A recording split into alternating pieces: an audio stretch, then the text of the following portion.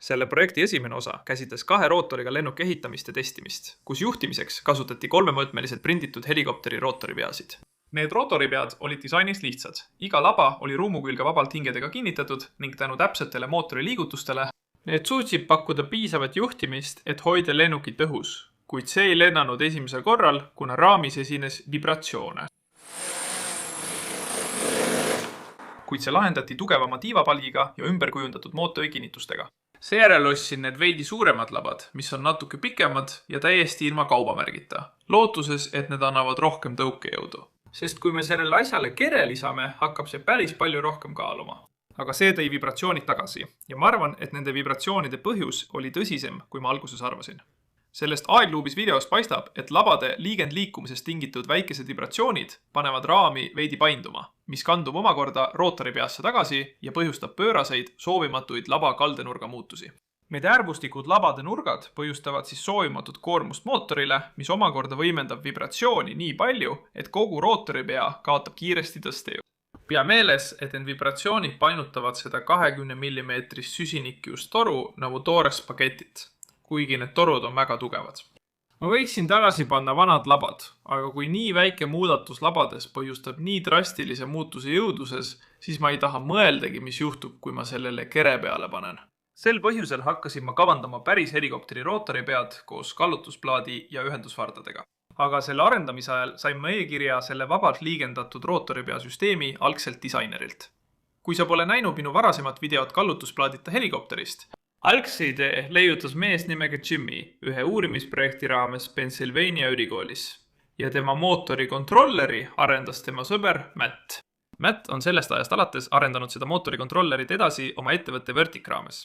Ja ta on tegelikult kujundanud oma enda vabalt liigendatud rootoripea süsteemi, mis kasutab iga laba jaoks eraldi hinge asemel ühte keskset hinge. Selle selge eelis on ilmselgelt see, et rootoripeas on vähem hingesid ja süsteem on lihtsam, kuid minu konkreetse kasutusjuhtumi jaoks on veelgi olulisem see, et kõik labad on omavahel ühendatud. Las ma näitan sulle, miks see on oluline. Kujuta ette, et see on rootoripea ja kõik 3 laba on üksteisest täpselt 120 kraadi kaugusel. Massikese peaks olema rootoripea keskel, mis tähendab, et see on ideaalselt tasakaalus. Ja kui mootor tahab tekitada juhtimissignaali, siis ta kas kiirendab või aeglustab, et panna labad ette jõudma või maha jääma. Ideaalmaailmas peaks rootoripea jääma tasakaalu, kuna kõik labad liiguvad võrdsel määral. Aga kui liigendite hõõrdumises on väike erinevus või üks laba kogeb rohkem takistust kui teine, võivad nad ette jõuda või maha jääda erineval määral, mis nihutab massikeset pöörlemisteljest eemale, põhjustades tasakaalutust ja seega vibratsiooni. Nii et kõikide nende labade omavahel kinnitamine peaks loodetavasti eemaldama vibratsioonid, mida ma praegu kogen. Ja Matt ütles mulle ka, et ta testis edukalt selle rootoripea 3-labalist versiooni ühe keskse liigendiga. Nii et selle teabe põhjal pean ma oma enda versiooni ehitama. Sellel rootoripeal on keskne liigend 45-kraadise nurga all, mis tähendab, et kui mootor kiirendab või aeglustab, muutub liigendiga samas reas oleva laba rünnakunurk, kuid teised 2 laba liiguvad tegelikult üles või alla. See näeb pöörlemisel veidi kummaline välja, kuna üks laba säilitab sama tasapinnalise pöörlemise, kuid teised 2 tunduvad järgivad teistsugust tasapinnalist pöörlemist. Kui rootor oli lennukile paigaldatud, oli selge, et eelnevad vibratsioonid olid kadunud, mis oli väga paljulubav. Siiski ei paistud sellel olevat eriti head juhitavust, nii et lennuk suutis hõljuda vaid lühikest aega, enne kui see ettepoole kaldus ja alla kukkus. Aga siis näitas Matt mulle teist rootoripead, millega ta on töötanud, millel on sama keskne 45-kraadine liigend ning lisaks veel üks horisontaalne liigend. See tähendab, et rootoripea saab kalduda ükskõik millises suunas, peaaegu nagu kardaalliigend. Aga tänu 45-kraadisele liigendülile saab seda ikkagi juhtida mootori kiirusega, et suunata labade tõukejõudu. Mulle tundus väga huvitav, et lihtsalt paari liigendi lisamine rootori peale võimaldab sellist tõukejõu suunamist, muutes vaid mootori kiirust. Nii et loomulikult pean ma enda oma ehitama. See on väga sarnane eelmisele disainile, kuid sellel on lisaks veel horisontaalne liigend läbi keskosa. Ja mis on huvitav on see, et see pöörlemissuund töötab hästi tänu horisontaalsele liigendilülile, kuid 45-kraadise liigendi tõttu, et see vasakule ja paremale pöörleks, peavad labad külgsuunas keerama. Ja just seda liikumist vastupidises suunas kasutatakse tõukejõu suunamise juhtimiseks. Kui see on mootori külge kinnitatud, on rootori pööramiseks vaja ainult väikest mootori pulseerimist, mis on tõesti lahe vaadata. Samuti, kuna selle rootoripea vibratsioonid on väiksemad, eemaldasin kohmaka mootori kinnituse ja läksin tagasi 14 mm tiiva tugitala juurde, et kaalu säästa. Aga kuidas see õhus toimib?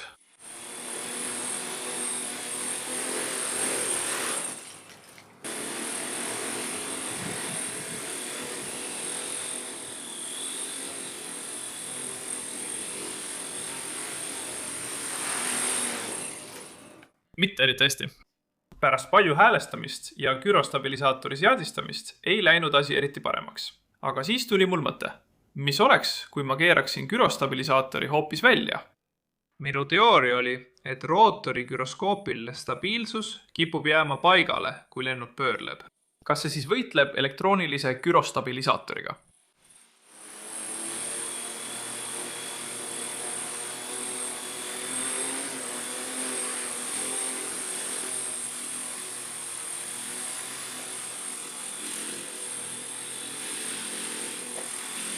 Tõsiasi, et see asi lendab ilma stabiliseerimiseta piki ehk tangentiaalteljel on tõesti huvitav ja see on miski, mille võimalikkusele ma pole kunagi mõelnud. Ainus probleem on see, et stabiilsuse hoidmiseks sõltub see täielikult rootori labade asendist. Kui tuuleiil paneb labad oma nurka muutma, järgneb kogu lennumasin sellele. Lõppkokkuvõttes peame otsustama, kas me ehitame kummalist 2 rootoriga katsemasinat või proovime ehitada V22 Osprey mõõtkavas mudelit. Ja selle video pealkirja põhjal arvan, et sa tead vastust. Ma tõesti tahtsin sellest vabalt liigendatud rootoripea süsteemist kinni hoida, aga tegelikult pole see selle rakenduse jaoks teostatav. Lõplik rootoripea oli edule kõige lähemad. Aga kuna see on sisuliselt tõukejõu vektoreerimise disain, saab seda saavutada servo abil juhitava mootori pöördega ning servo abil juhitaval mootori pöördel on eelis, et seda saab edasi lennu ajal lukustada. Ma olen kindel, et võiksin veel paar nädalat või kuud kulutada, et seda rootori pead häälestada sama hästi toimima, nagu Matt Vertikist on omaga teinud. Aga ma tunnen ka, et see oleks lihtsalt uppunud kulude eksituse järgimine. Nii et ma eemaldasin hingedega rootori pead ja kasutasin lihtsalt servo abil juhitavat mootori pööramist.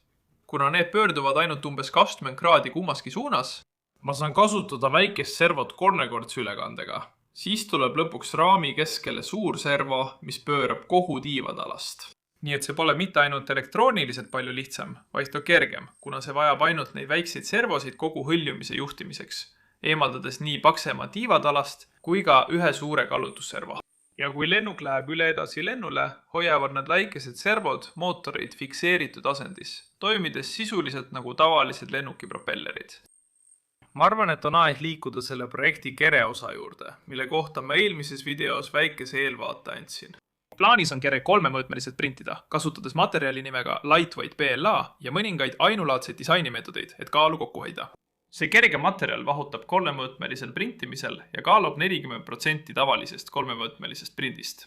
Aga selle materjali probleem on see, et vahutamisprotsessi tõttu tekkiv paisumine jätab endast maha jääke, kui printeri otsik tõstetakse detailist eemale. Selle vältimiseks tuleb mudel kujundada nii, et printer saaks detaili valmistada ilma otsikut tõstmata. Ma puudutasin seda lühidalt oma eelmises VTOL projektis ja tegin lühikese õpetuse oma teisel kanalil.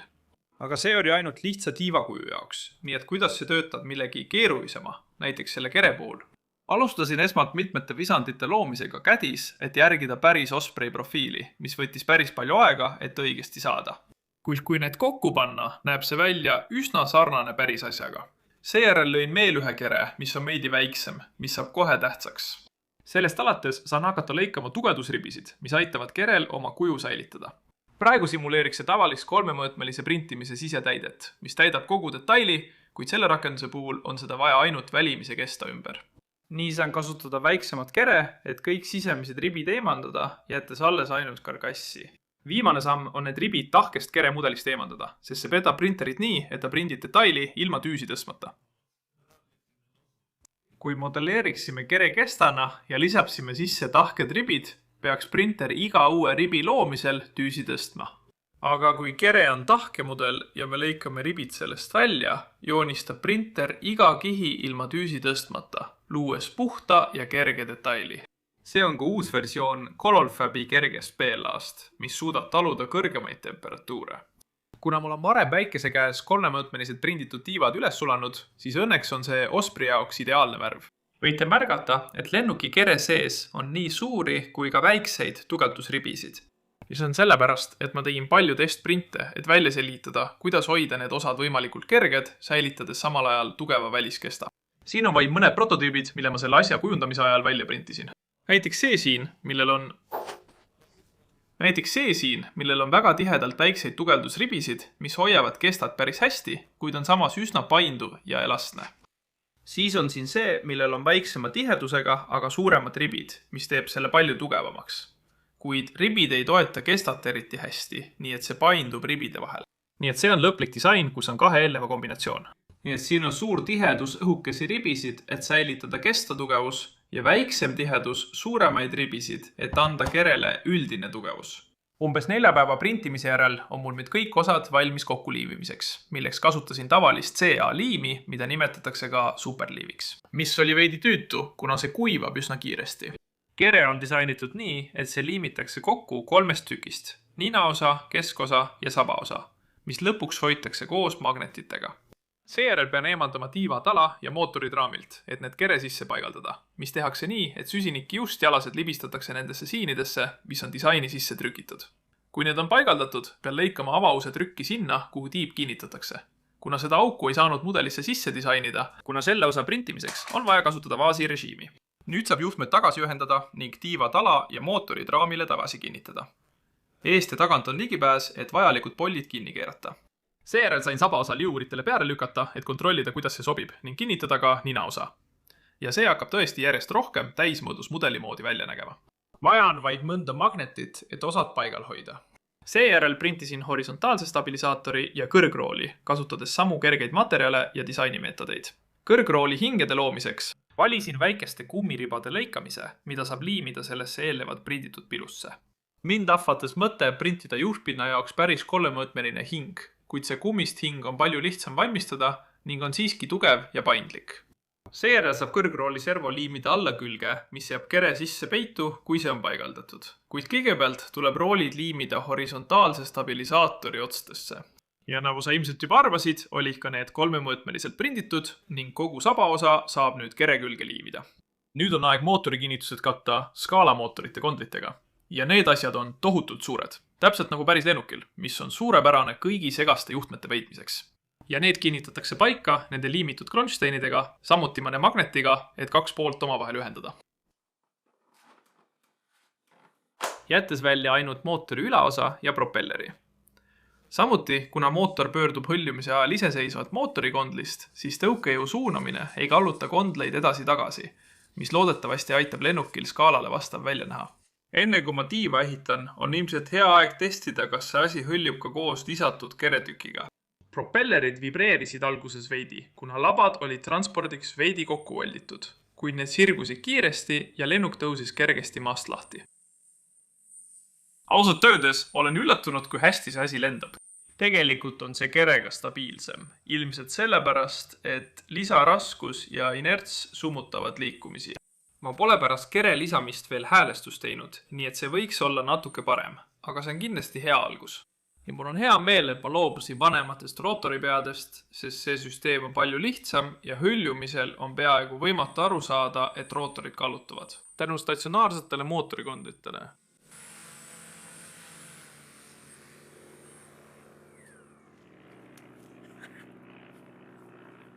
Enne tiiva ehitamist vajame meetodit mootorite kallutamiseks üleminekuks, kuna need on hetkel fikseeritud vertikaalsesse asendisse. Seega eemaldasin fikseeritud tiivapanduri ja asendasin selle 3-mõõtmeliselt prinditud kinnitusega, mis hoiab kallutusmehhanismi.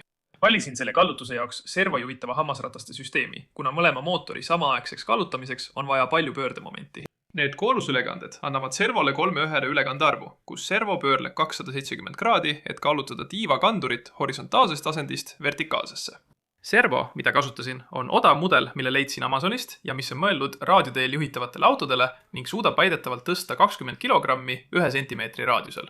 See teeb umbes 2 newtonmeetrit pöördemomenti, aga tänu ülekandearvule 3-kordistub see umbes 6 newtonmeetrini. Tiibprofiiliks valisin NACA 6412, sest selle profiil on piisavalt suur, et mahutada tiivatalast. Ja see suudab enne ülekatmist toota kõrget tõstejõu koefitsienti, kuna see lennuk muutub üsna raskeks. Seega vajame võimalikult palju tõstejõudu. Kui detailid on 3-mõõtmeliselt prinditud, saan paigaldada aileroni servo sisse ja liimida kõik tiivaosad kokku. Ma ei ole oma liimimisoskusi veel parandanud, aga loodan hiljem osa liimist ära puhastada. Tiiva kerekülje kinnitamiseks ei tahtnud ma kasutada liimi, sest mul võib olla vaja pääseda kallutusmehhanismi ja muu elektroonika juurde. Seetõttu tegin selle keskosa, mis lihtsalt toetub kere peale.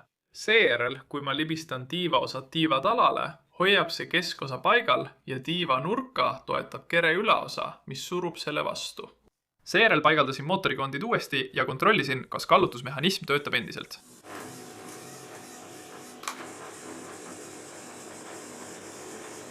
Lõpuks saame lisada kaldtüürid, mis töötavad samamoodi nagu kõrgustüür, kasutades kummiribasid hingedena. Nüüd on aeg vaadata, kas see hõljub endiselt.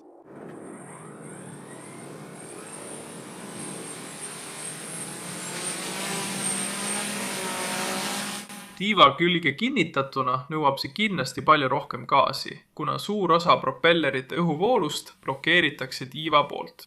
Ja just sellepärast on aileronid maksimaalselt allapoole suunatud, et vähendada tiiva horisontaalset pinda. Ja üks väike nõuanne. Ära kinnita lennuki keret magnetitega kokku. Õnneks arvasin, et see võib probleemiks osutuda, nii et printisin need klambrid, et osi omavahel kokku suruda.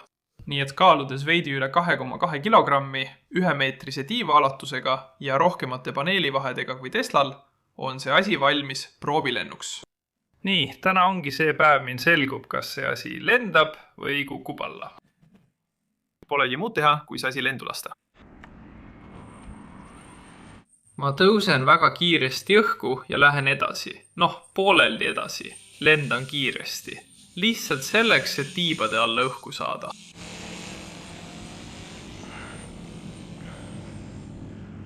Okei, see polegi pooltki paha. See liigub kruiisikiirusel palju madalama gaasiga kui hõljudes.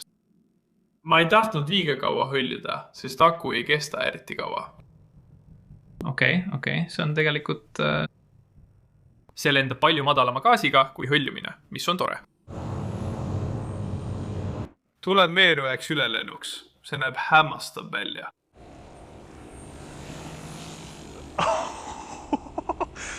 See on nii sujuv. Tee veel üks pööre ja siis maandame selle. Vau. Ma ei suuda uskuda, et see lendab. Ma panen need klapid täiesti alla ja siis täieliku ülemineku režiimi. Nii et nüüd on see hõljumisrežiimis.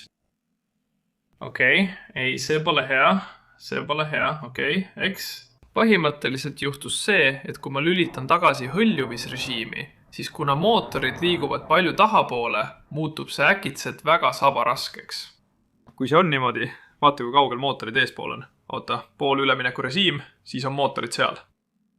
Siis kui ma lülitan selle hõljumisrežiimi, muutub see äkitselt palju sabaraskemaks, sest see nihutab massi keset üsna kaugele tahapoole. Nii, ma olen aku välja vahetanud, valmis teiseks katsetuslennuks. Proovime siin natuke edasi lendu teha.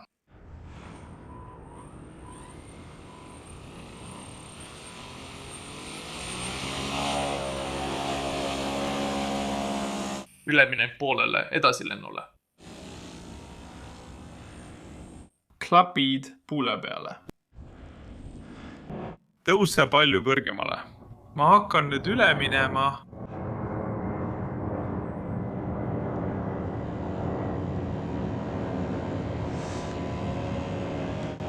Talle see ei meeldi. Seda on ilmselt GoPro pealt väga raske näha. Aga ma andsin täis gaasi ja see ei tõusnud üldse. Me oleme tõesti kõrgel. Valmistu üleminekuks 3, 2, 1.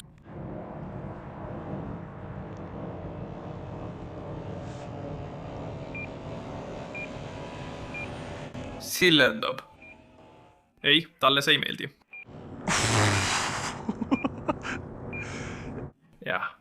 Talle see üldse ei meeldi. Toome selle nüüd maandumisele. Proovime seekord mitte saba liiga raskeks teha. Ma proovin seda niimoodi piisavalt ailustada, klapid täiesti all ja siis viimasel hetkel ei.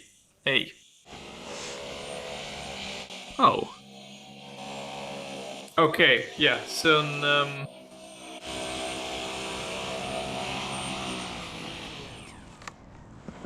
See üleminek tagasi hõljumisele on täiesti kohutav ja ma ei ole kindel, kuidas sellest mööda saada.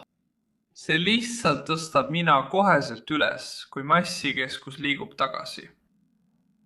Ma tegin sellele veel mõned testlennud, kuna mul oli paar varuakut, aga tundus, et see lendas hästi ainult poolikus ülemineku režiimis.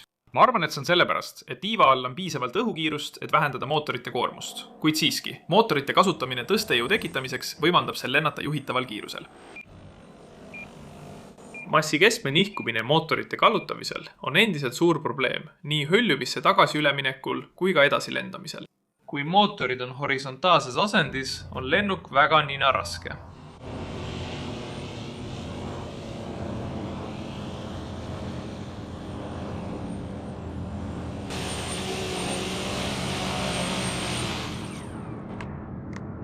lihtne lahendus sellele võiks olla vastukaalu lisamine mootorikapslitele, et tasakaalustada mootorite raskust, kuid see asi on juba niigi piisavalt raske. Nii et ma arvan, et parem lahendus oleks projekteerida raskuse nihutamise süsteem, mis liigutab akut edasi-tagasi sõltuvalt mootorite asendist. Tahaksin lisada disainile ka veel mõned realistlikud detailid, nagu aknad ja võib-olla ka veervik. Aga praegu arvan, et jätan selle mudeli oma töökotta ja naudin lendamist oma varem ehitatud suure jõudlusega Vitoliga.